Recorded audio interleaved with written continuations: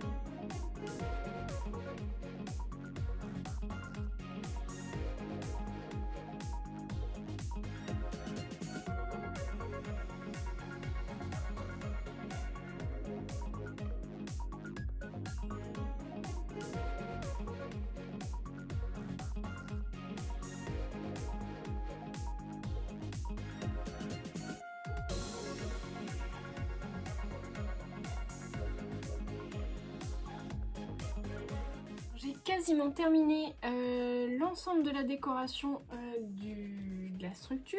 Touloum. On va maintenant s'attaquer à la pièce de résistance. C'est la couverture. Donc il vous faudra de la cartonnette. Moi j'ai choisi du carton de calendrier qui fait 2 mm d'épaisseur, qui est très épais. Et du coup très rigide. Le premier morceau qu'il vous faut, ce sera pour le fond, il va faire 17 cm par 17 cm, donc un carré. Alors en sachant que j'ai sorti ça parce que ça va être mon système de fermeture auquel il faut que je réfléchisse à quel moment il faut que je l'insère pour pas faire de bêtises. Il vous faudra 2 morceaux de tranches qui vont faire 17 cm par 2 cm, donc qui viendront comme ceci. Et il vous faudra également un morceau du coup de 17 cm par 11,5 cm. Donc c'est la longueur la plus longue.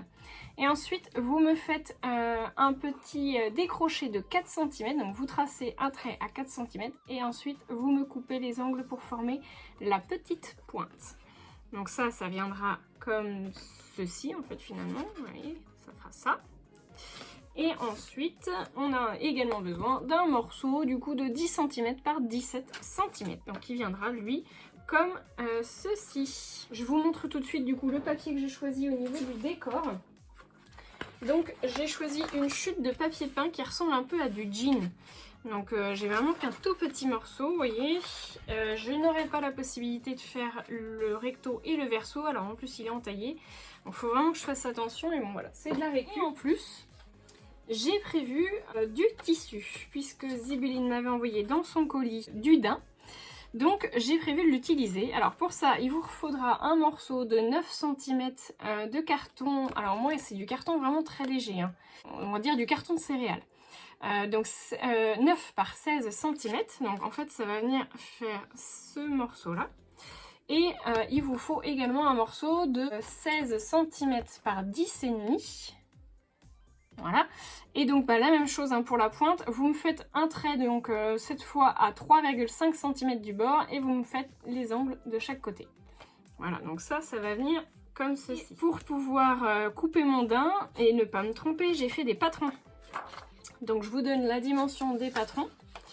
Donc il vous faut, le premier morceau il est plutôt facile, c'est 19 cm par 12 cm. Donc j'ai pris une marge de 1,5 cm sur tout le tour en fait de mon carton qui va être recouvert, de mon céréal on va dire. Et le deuxième morceau il fait 19 cm par 13,5 cm.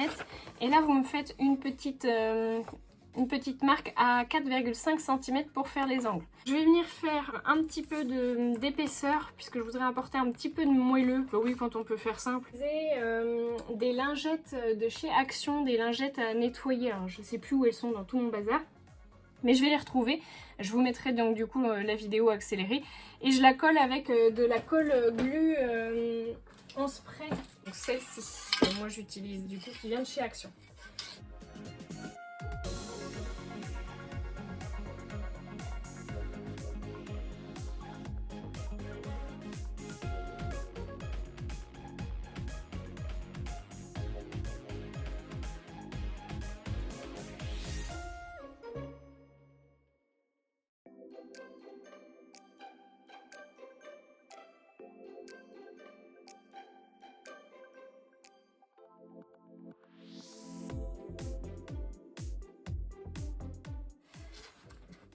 Alors voilà, j'ai terminé, alors vraiment tant bien que mal du coup, ce que je vous disais. Hein.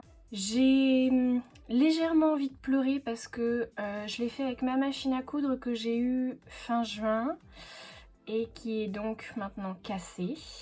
La Happy Stitch de chez We Are Memory Keepers. J'ai cassé la poignée en forçant comme une malade pour essayer de coudre. J'étais obligée de terminer à la main, donc je suis super déçue.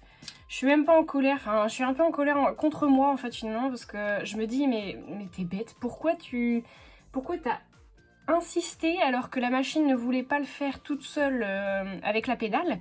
J'ai insisté bêtement et du coup je l'ai fait avec la poignée à la main, hein. Donc vous imaginez la quantité que ça fait, voilà. Et puis bah du coup, forcément elle a pas kiffé et puis bah la poignée a fini par céder puisqu'elle est en plastique. Ce que je peux vous donner comme conseil, c'est de ne pas utiliser du carton vraiment très fin, voire peut-être même du papier, ou alors de ne pas faire de couture si vraiment c'est trop épais. Le deuxième conseil, c'est de peut-être pas utiliser non plus de colle entre chaque couche. Vous savez, j'ai mis de la colle en spray et je pense que du coup ça, elle a pas aimé non plus parce que du coup elle est pleine de colle en fait au niveau de l'aiguille.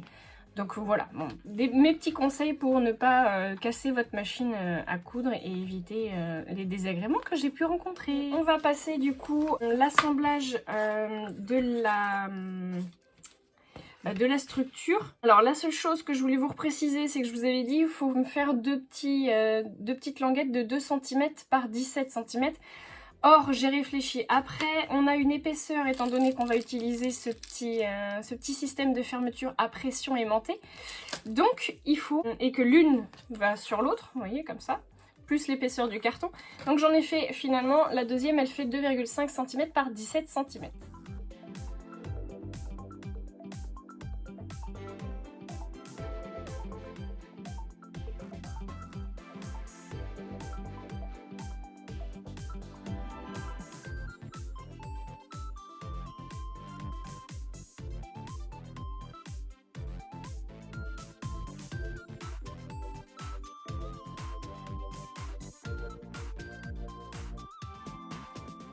Et voilà l'ensemble du coup de notre couverture extérieure est faite.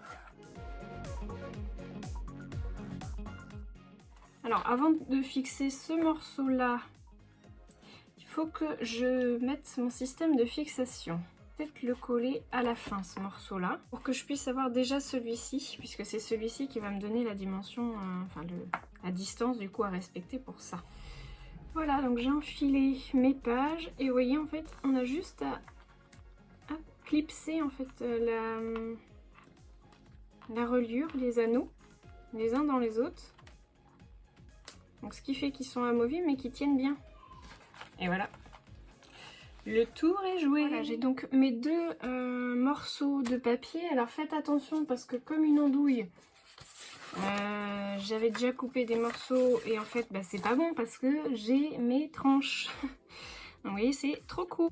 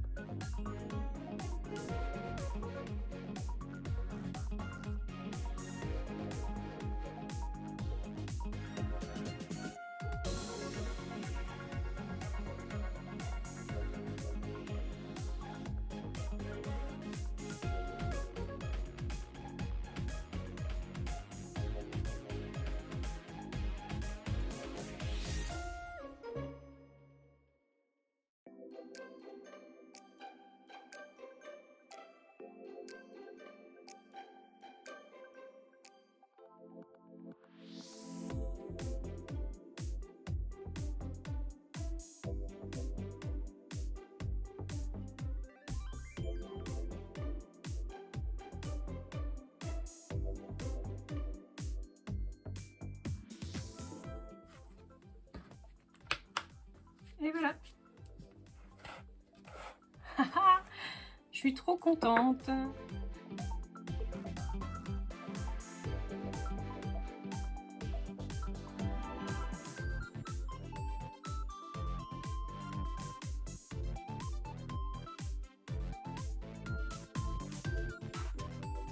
Et voilà le résultat une fois monté et terminé. Au niveau de la couverture, donc j'ai fait ma petite couverture avec ma suédine. Et puis j'ai mis donc ma petite fleur en flanelle là que j'adore. Elles sont vraiment canon les fleurs. Ensuite un petit pompon orange du coup en cuir. J'ai mis une petite attache, un petit fermoir avec une petite breloque étoile.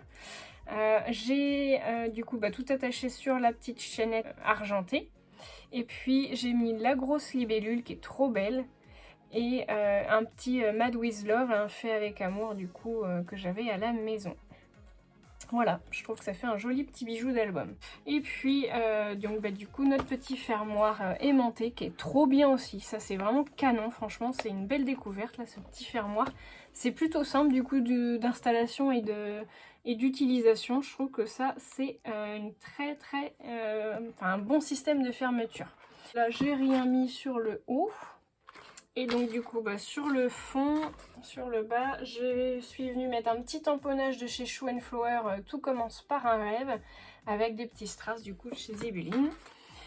Sur le devant, donc j'ai mis un petit cachet de cire, ici avec l'esperluette. J'ai utilisé des petites feuilles du coup de chez Coco Feeling. En gros j'ai utilisé ces planches de tampons là. Donc j'ai utilisé La vie est belle de chez Béatrice Garny.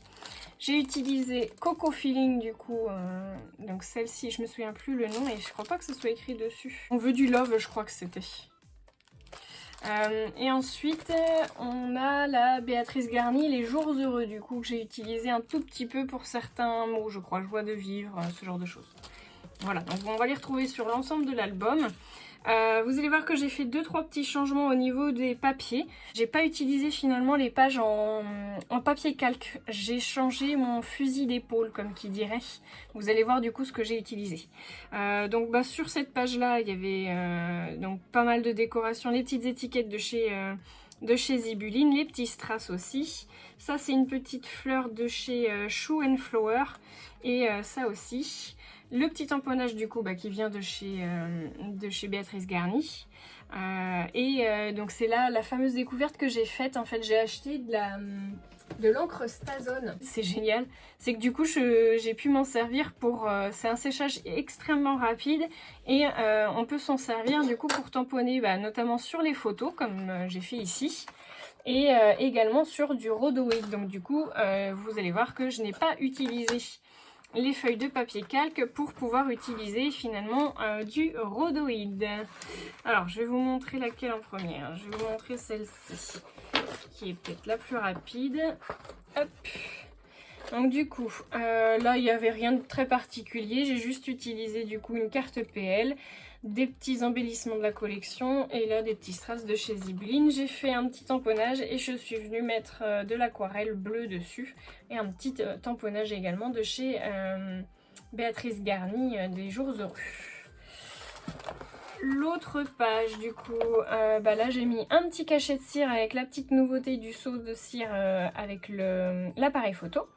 Le petit mot photographie, les petites feuilles toujours de chez Coco Feeling. Ça c'est du Zébulline pour les strass. Ça c'est une petite découpe, un dice de chez Happy Little Fox. À ce niveau là j'ai utilisé un petit géotac de chez Comptoir du Scrap. Ça c'est donc du coup les tamponnages de chez Coco Feeling, de chez Béatrice Garny pardon. Et je suis venue mettre, vous voyez il y a des petits morceaux, alors j'en ai mis un petit peu partout du coup, du Posca blanc, j'en ai mis un petit peu sur tous les petits dessins, les petits tamponnages. Et à l'intérieur, je suis venue mettre, du coup, glisser ma petite carte Project Life. Derrière, j'ai rien fait. Ensuite, rien de très compliqué. Ça, c'est un petit tamponnage de chez Happy Little Fox. Et puis, voilà, mon petit effet avec le Posca. Les petits strass verts. À l'arrière, du coup, j'ai de nouveau une nouveauté avec le cachet de cire Happy Time. Donc ça, ce sont les petites étiquettes écoliers, non, les petites étiquettes fanion, pardon, de chez Zibuline. Les petits strass, ça c'est Béatrice Garny et Happy Little Fox. Sur cette page-là, donc c'est celle-là, la fameuse page du coup en rhodoïde, où j'ai tamponné du coup avec l'Astazone les petits motifs, vous voyez du coup les petits motifs de feuilles, et je suis venue mettre du Posca dessus pour que ça donne un peu de luminosité sur le tamponnage noir. Des petits strass.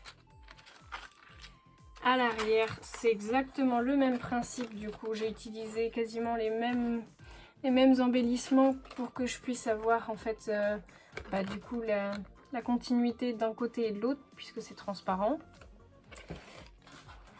Hop.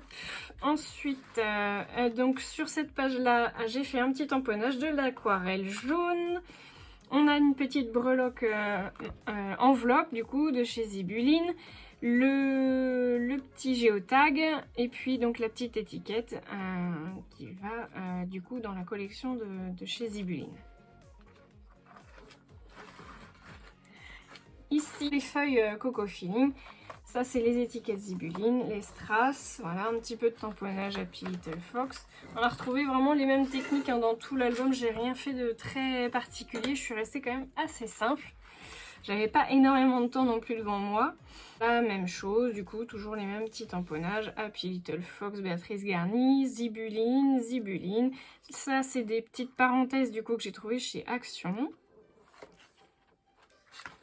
Ensuite, de l'autre côté, sur cette page, donc j'avais des découpes qu'on m'avait offertes, qu'on m'avait envoyées, du coup...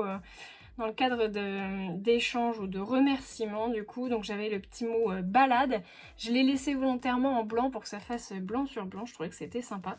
Là j'ai de nouveau une page en rhodoïde, donc celle-ci j'ai fait un petit tamponnage de chez Béatrice Garny toujours, que je suis venue du coup mettre en relief avec le Posca blanc comme tout à l'heure.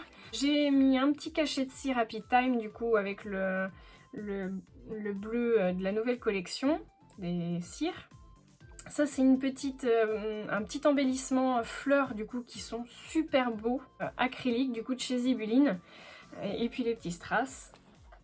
Et à l'arrière du coup de cette page là, je suis venue essayer de camoufler un peu du coup le verso forcément avec un petit tamponnage et puis une petite carte.